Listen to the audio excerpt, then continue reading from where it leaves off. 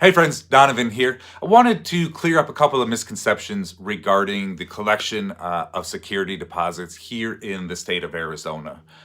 So the first thing that's pretty common knowledge, most people know, is that you cannot require a security deposit in excess of 1.15 months rent. And so while I think most people know that, there's some misconceptions around exactly what that means. So I wanted to read the actual statute coming out of the Arizona Landlord Tenant Act, which is 33-1321.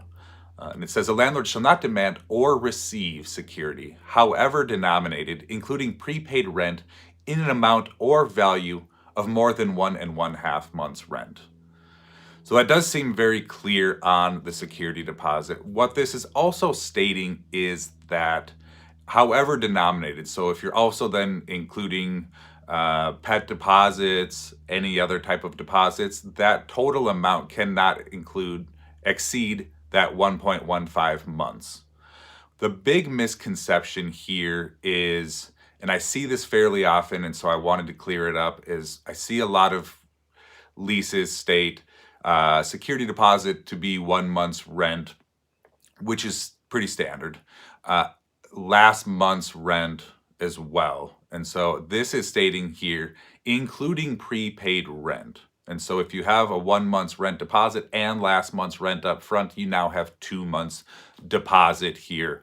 And you can't legally charge that or request that from a renter. So hopefully that clears up a few things for some of you out there. Another major misconception, and I was speaking with a real estate attorney here just the other day, and came up, if someone offers you more than the 1.15, as long as it comes from the renter, are you able to accept that? And the misconception is that yes, you can. I was told by this attorney that you can't. And rereading the statute here, it says a landlord shall not demand or receive security, however denominated. So even though they're offering it up, you legally cannot accept that. She was very, very clear on that. And so I wanted to clear that up as well. One last thing on this, the second part of this statute states, this subsection does not prohibit a tenant from voluntarily paying more than 1.5 months rent in advance.